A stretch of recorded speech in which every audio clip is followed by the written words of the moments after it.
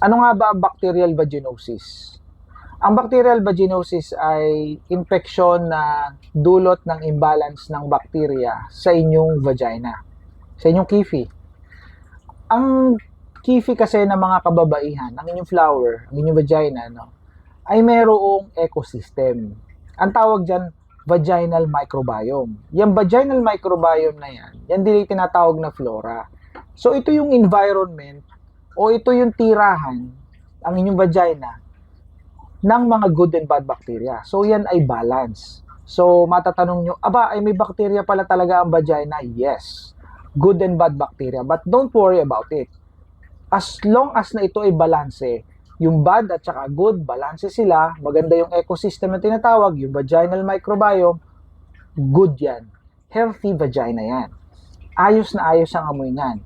No, kaaya-ayang amoy niyan, hindi yan mangangati, at wala kayong irritation na mararamdaman. Sa madaling salita, you have healthy vagina or kifi.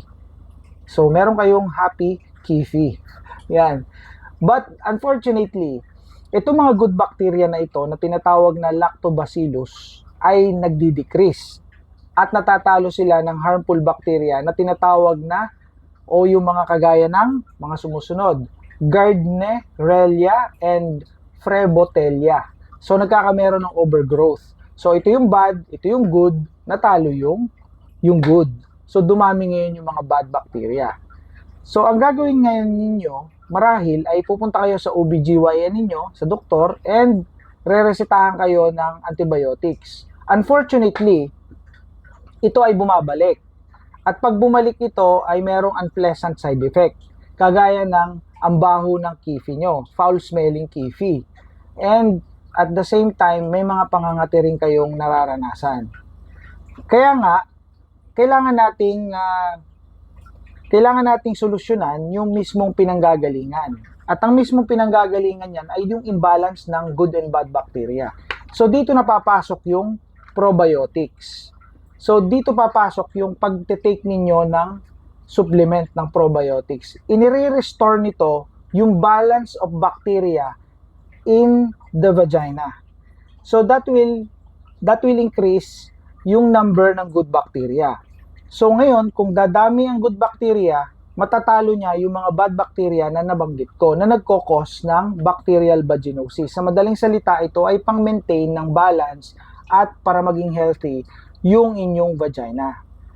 So ito ay napatunayan sa pag-aaral na ang probiotic ay nagre-reduce ng recurrence or pagbalik ng bacterial vaginosis and ini-improve nito yung cure. So kung kayo ay nagpapagamot dahil may bacterial vaginosis kayo at nag-take kayo ng probiotics, it will help. So ito ay pang-suporta. So ito ay nakakapagbigay ng tinatawag na balance ng vaginal microbiome o ng good and bad bacteria. Dito laging nananalo ang good bacteria dahil sinusuportahan mo. So ito ay mayroong lactobacillus na kailangan ng vagina para nang kayo ay magkameron ng healthy na vagina at ma-prevent yung recurrence ng infection or ng iba pang infection sa vagina. So twice a day nyo lang ito i-take, morning and evening, at makakapag-protection na ito sa inyong kifi. Magiging maayos ang amoy ng kifi nyo, magiging maganda yung pakiramdam ng ninyo sa inyong kifi, and mararamdaman nyo yung comfort.